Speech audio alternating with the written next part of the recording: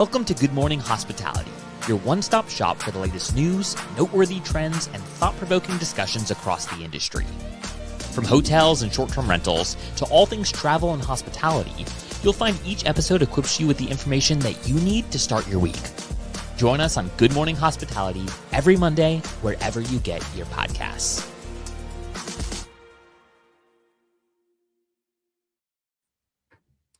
Good morning.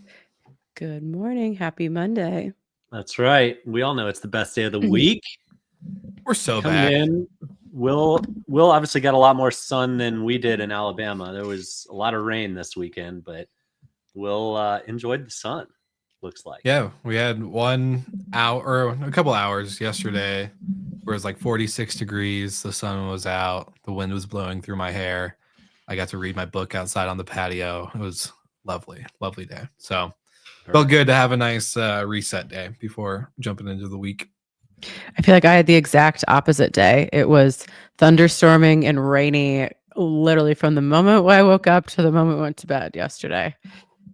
Yep, same. And for all of those listeners out there with little kids, being cooped up in a house is you can pull your hair out with all the energy that needs to get out with two little boys. So thank God it's Monday. We love Mondays. Best day of the week for many reasons.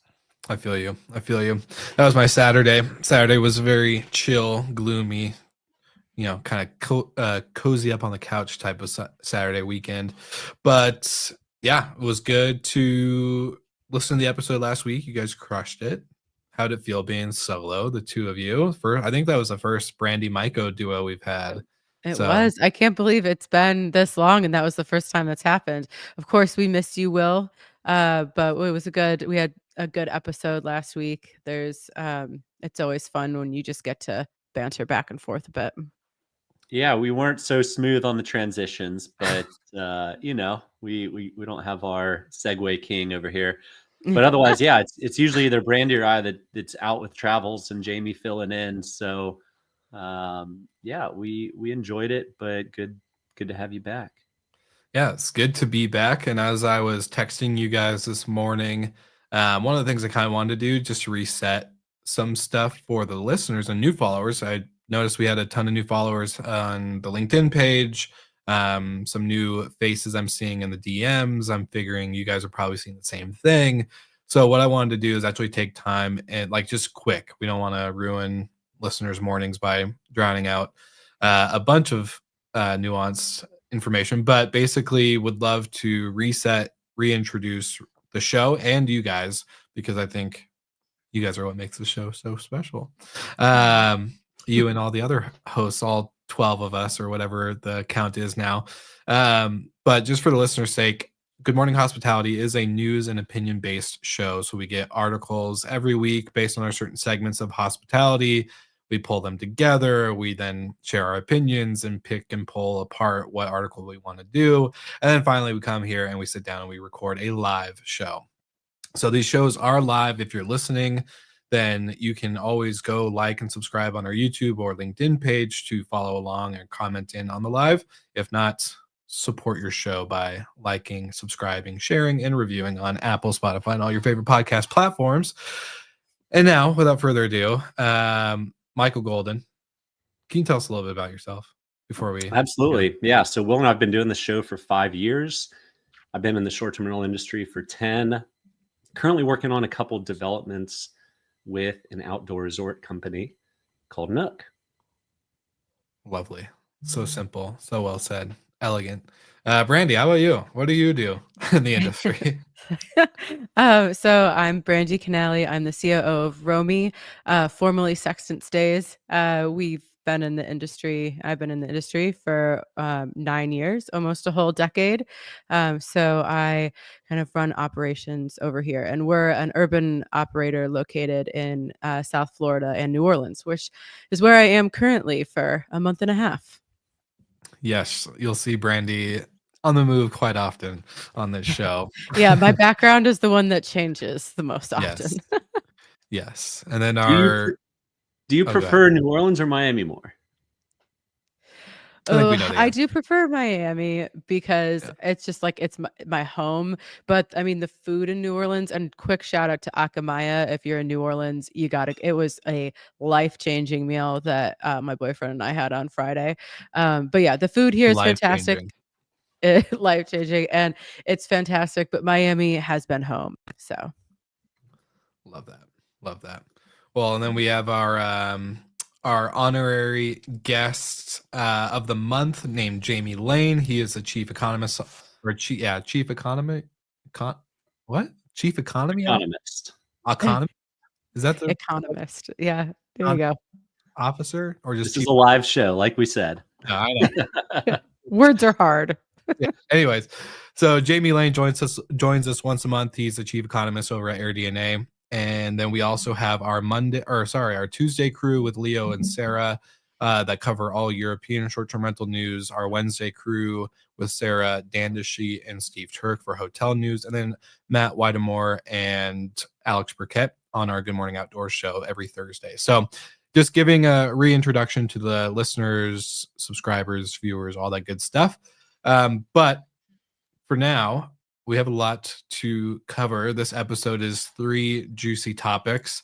So without further ado, let's dive into the first one, which is fraudulent listings on booking.com taking over the game.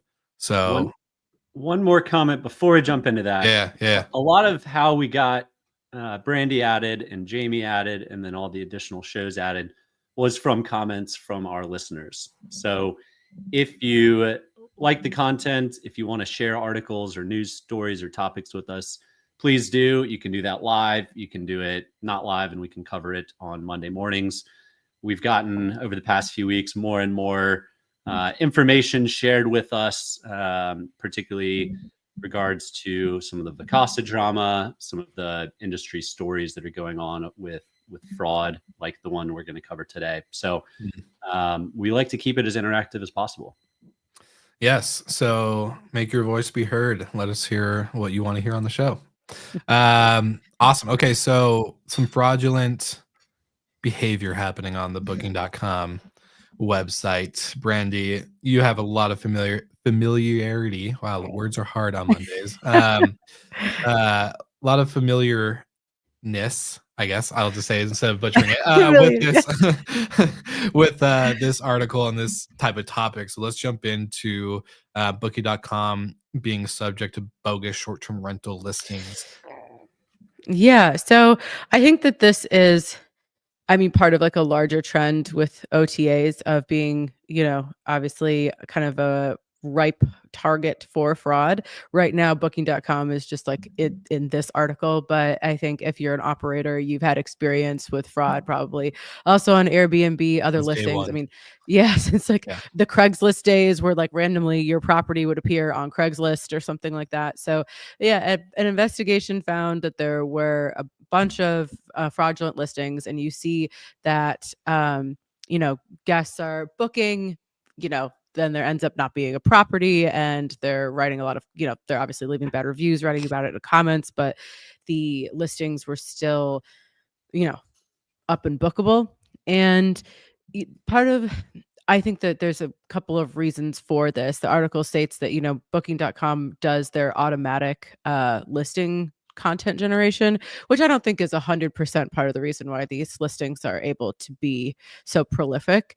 It probably has to do, with the ease of creating them, with the ease of shutting one down. Hey, you make a bogus hotel or short-term rental, and you get a couple of bookings, you take that money, it gets shut down. Like you're still, the scammers are, as Michael said before this episode, always 2 steps ahead.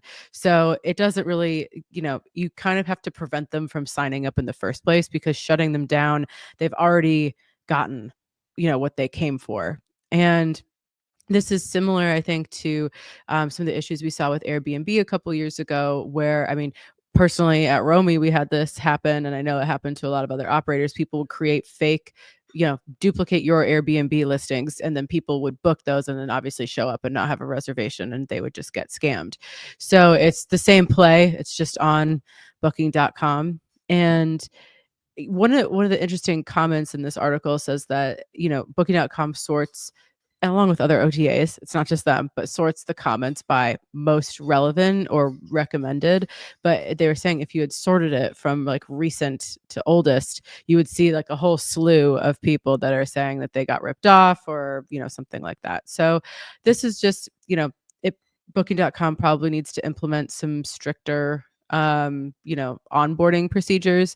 Now and on Airbnb you have to have like your face and an ID that matches your face to even log on.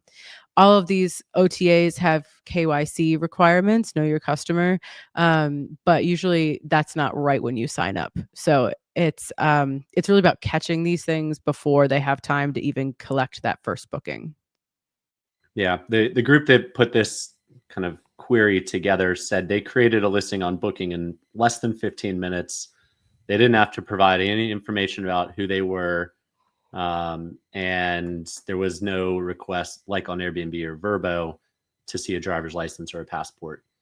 And I mean, this is that's how it used to be, quite frankly. You could just create a listing, create a profile.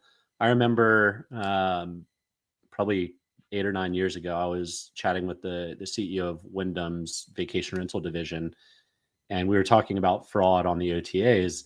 And like, it's just so hard to, we can kick a guest off. But then I was like, well, yeah, but the guest can just go create a new email address and book it again. And she's like, is that possible? And at the time, that was all you had to do. Now they ask for a picture, but I mean, even during COVID, Brandy, you had people buying Airbnb accounts to book parties and throw these pop-up strip clubs. King Geo. That was the real, oh my God, like the peak. That was like peak COVID in Miami. We would see people would send us videos of parties happening and be like, isn't this one of your properties? And we'd look and it would be someone that had a real Airbnb account, real ID, like a long stay, like no red flags. And it's just, because people are going and buying these accounts. And it's like, you just never underestimate how bad, like how easy it is for people to continue to scam, and like shutting them down once does not mean that is the other, like, I've learned my lesson, now I'm going to go do something else. They're just going to continue to improve upon how they scam. Yeah. I mean, I think we talk a lot about brands on this show, and one of the biggest differentiators is owned and or controlled inventory versus third party, no control. And I feel like there's already starting to be a little bit of a shift towards controlled / owned inventory, and away from just Can you describe like the definition of controlled / owned? Is that like owner operated? Yeah, so like Marriott, right? So Marriott hotels, on the hotel side, they either have a branding contract, they own the property, or they manage it. On the homes and villas side, they've verified it. They've sent people out or had checklists, and Brandy can get into it more. I mean, I think it's probably a 500-page exhaustive list, but they verify that these properties are real. They're owned or managed by who is presenting them to them. Airbnb, Vrbo, Booking, they can't go through that. That's just too much diligence and too much friction. Airbnb is all about the 1, 2, 3 click, get it done. And that's why they're adding in AI. Maybe AI at the end of the day can help be the answer of it. You upload your contract with the owner, and then the owner's details are verified by the tax records or whatever. But I think, the trust that happens in these marketplaces, trust eroded on Craigslist over time, especially after stories like the Craigslist killers, right? You get some moniker in the brain, and then now you don't want to meet the stranger in the Walmart parking lot to exchange an Xbox. So I think trust has to be core and central. And it sounds like Booking's taking this really seriously, and starting to put in multi-factor identification and things like that. But trust is all you have when you're a marketplace. Yeah, but my question to you is like, how, like, because I was thinking about this, right? There's AutoHost out there. There's a couple other fraud companies out there that popped up because of this problem, not just on the host operator side, but mostly because of the guest side. So the King Geos of the world that exist is the reason why AutoHost and other programs and technologies are out there.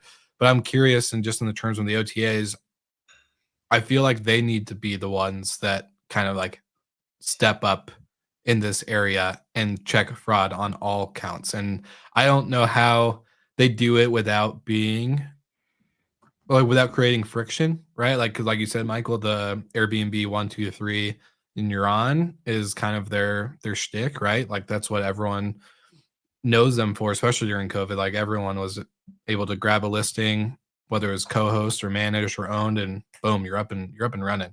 I know it's changed, but where does friction and trust start to meet, or how does where's that fine line in between creating that trust but not having as much friction on either end of the operator or the guest? Yeah, I think it's actually pretty easy. And I just had this experience with Airbnb. We had like added some new accounts. We have like each of our buildings has their own account and they're all connected to a main account that's like their co-host, right?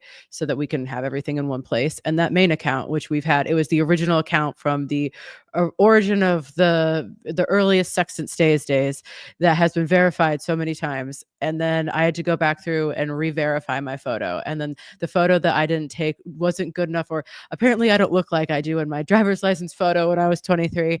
And I had to take it again. And even though I was annoyed like that I had to keep verifying this thing I'd already verified, it was being like, hey, this isn't close enough to what we need it to be. And that's just literally like, I have a saved picture of my driver's license on my computer. You upload that, the computer takes a selfie for you, or you do it on your phone. Like, I think that proves at the very least that there's a real person. You're never, I mean, if someone buys an ID or they do a whatever, there's maybe ways around it. But I think that just having one form of like instant verification where you have to like, you can't upload a picture of your selfie. You have to like take it right there. That's one way that Booking could do that, like having one person who's a registered agent of the business like have to have their name on it. Yeah, I think the other that's existed for, I mean, decades and decades is Forbes has the star rating and AAA has a diamond rating. We all know that a 2-star hotel is X and a 5-star hotel is Y. We don't have anybody in short-term rentals telling us, is this property or manager good? Do we trust them? Is this, to Jamie's credit and data, a lot of times the single hosts are in fact the best, but that's really tough to go one-to-one. Are the managers providing a good experience? Is the property safe? Is it legal? Is it vetted? These are things that Forbes or AAA can verify, and those carry its own trust no matter the platform. That 3-star Best Western or 2-star Best Western, what you're getting, one, which has been a problem for the OTAs. If you're staying in a Best Western, you know what to expect. If you're staying in an Airbnb, sometimes you have no clue what to expect. And yeah, it's hard. It's a big lift, but that is, one of the things that I think is missing from the space.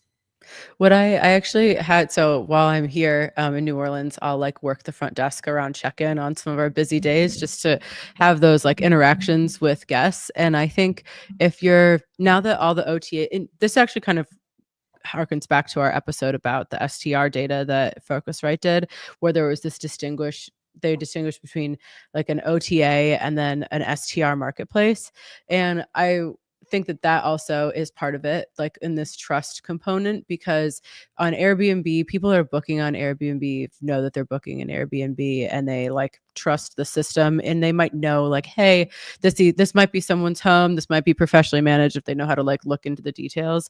But then on we have people book through Booking and Expedia, and even though in the listings it says the same things that it says in the Airbnb listings, like this is the service, basically a service department, blah blah blah, they're like, this is like a really interesting model, it's my first time staying at a self-service department. And they have a little bit of like an uneasiness, like the people I talked to were enjoying their experience, but they were a little thrown off about the experience.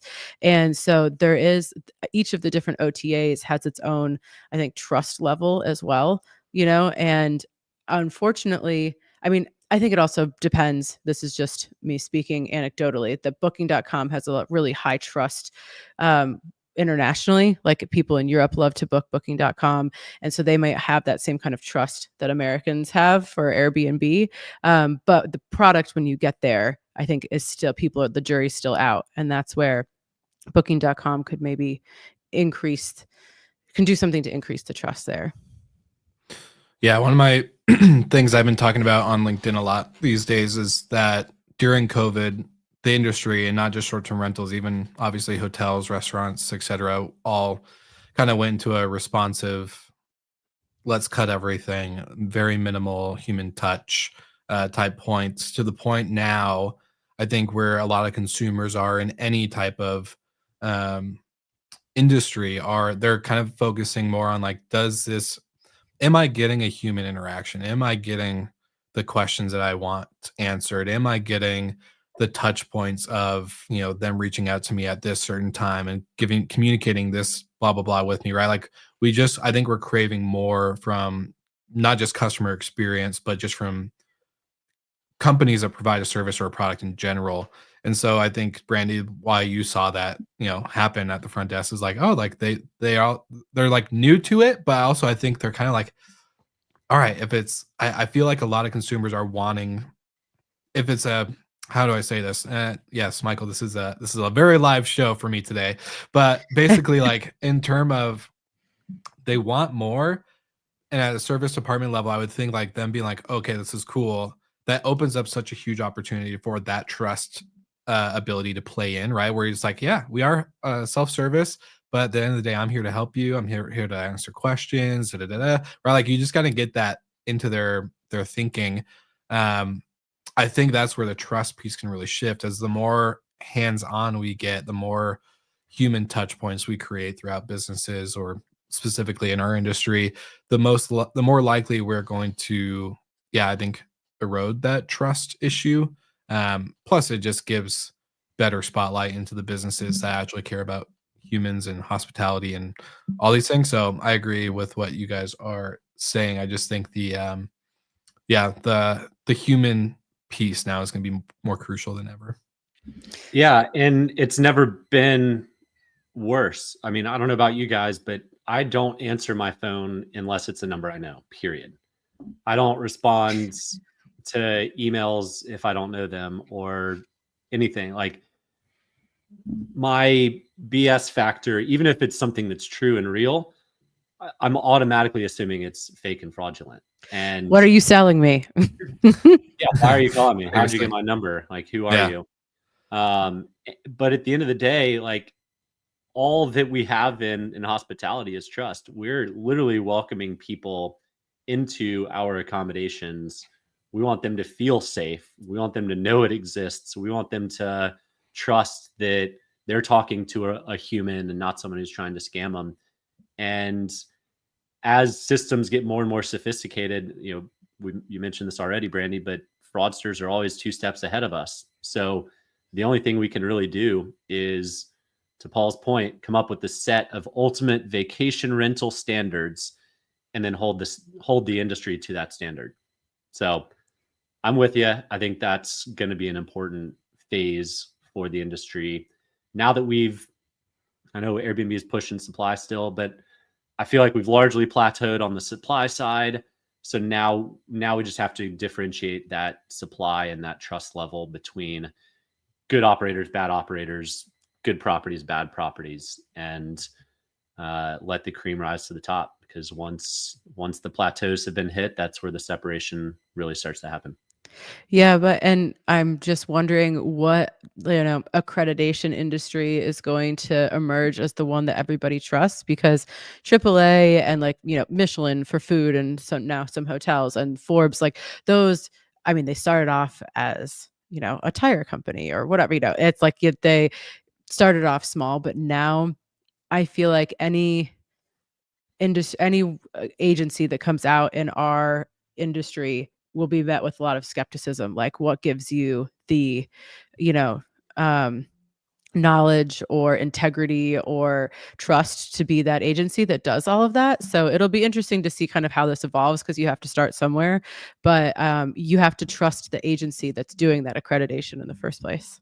Trust the people behind it, and that they've got Yeah. key stakeholders at the table. 100%. Exactly. And then just one thing I wanted to touch on quickly, because it's the guest side of things, that all of the guest verification, like having them fill in a check-in form or doing all of this, has also become very cumbersome. And we found in our operations that that's also becoming difficult. So we're taking a look at all of that. It's all just interesting, trying to make sure that people have a good stay and to prevent fraud. And how do you actually do that seamlessly from both sides? Yeah, 100%. Well, some fun. Yeah, that was a good chunk of the episode, to be honest. Fun stuff. And I think, yeah, it's one of those things that's going to be an ongoing conversation. I don't think we're going to be for the listeners' sake, I don't think we're going to be coming up with true solutions on the show, but I do love this conversation. Why not? Let's solve everybody's problems right now. All right, let's create the agency right now. We'll start creating the standards. Everyone listening, especially you, Paul, let's get you on board. Let's get but yeah, no, some good stuff here. Now, for the last topic before we fully wrap up, do you guys want to hit some Vacasa drama, or do we hit the other topic? That's been the continuing story. This has been, I think it's like one of the most exciting things that's happened in our industry, just because there's drama, there's and it's public. It's not just like public. whispers. There's high stakes. So what are your initial thoughts on this, on the next the most recent bit of information that we've received? It was basically that DK came out very upset that their higher offer wasn't accepted, threatening lawsuits and creating some quite frankly fairly valid arguments as to why their offer should have been selected. But I think on the flip side, you've got a company who's come in, and now I think they said they've made 6 different offers. I don't know. Maybe I'm too Southern of a person, but I tend to lead with either my best offer or almost close to my best offer. I sure as hell am not going to be negotiating back and forth 6, 7, 8, 10, 20 times. It's just not my style.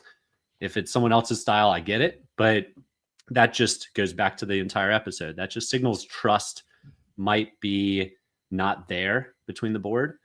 Who knows? I mean, look, board dramas can get crazy, especially when there's this much money on the line. And disclaimer, these are our views only. This is just us relaying our opinions and thoughts on the information that we have in front of us. This is not financial advice. This is not legal advice. I think we're gonna need one of these disclaimers on almost every episode now. But it makes, probably put that on. Yeah, because you look at, there was one point where the thinking was, okay, if we don't accept the Casago bid and DK just kind of strings us along for a little bit and the company has to go, runs out of cash basically, then DK can swoop it up for a fraction of the price. And then they come back with a counter to that to kind of say like, to show that they have good intentions and they're not going to do it. Have faith. And so there's all these, like, aside from like the complex like financial mechanisms that go into these kind of deals, you just kind of look at it, and this is obviously not like from a fiduciary responsibility take, but going with Casago seems like just a better opportunity of a business model of trying, like, the franchising model just seems like we need to try something else. And that seems like something else. So regardless, obviously there are certain legal responsibilities that the board and the special committee have, but it would be good to just see this big company that is whether you've been a Vacasa fan or not, they are like a poster child for the industry. So it would be great to give them, like, let's try something new to give them a chance at having some success. Well, Brandy, I think it is fiduciary based on what you just said. I think, this was the better offer. Casago's $530 versus DK's $583. is the fiduciary responsibility of this committee to accept, because it is, again, a better offer in the long term. There, it's certainty. In that article that was mentioned in Skift, Costigo provides Vacasa certainty. DK provides uncertainty, especially with all the board drama, the amount of equity they already hold in the company, the ability or the possibility that the sale could be dragged out. They could run out of cash. They could restructure the debt vehicle. The debt vehicle to take control. There's all these uncertain kind of standpoints. From my perspective, after reading the article, I think they did their job and they did the shareholders better, because being able to get the Costigo offer across the line versus kicking the can down the road with DK or whatever potentially might happen guarantees a payout to the stakeholders versus one that is a very high 50-50 chance of potentially not. So I don't know. A 95% drop from the initial offering, something like that, but it's still something. And I get why DK is mad. I mean, they were, I think, one of the last investors, if memory serves me. And you know, if you have an opportunity to come in and take control, and maybe your voice wasn't heard and it's been frustrating on the board, and you think the company should go this way and now it's going this way. Look, I get it. I mean, and there's a lot of money on the line in these deals, but I think I don't know enough about the interworkings of the board and taking companies public and private personally. But it's, it doesn't seem like it's resolving now or anytime soon. So, but it continues to give us little tidbits to talk about on Mondays. So yes. Yes, we love good old drama for Mondays. Good episode. Good to be back. Good to see you guys. Thank you to Paul for tuning in live. As always, you are the best. We owe you a bag of and good morning coffee. So, Paul, this is coming your way. Let's get your address. But what do you guys got going on this week? Anything fun, exciting? Brandy, when are you back in Miami?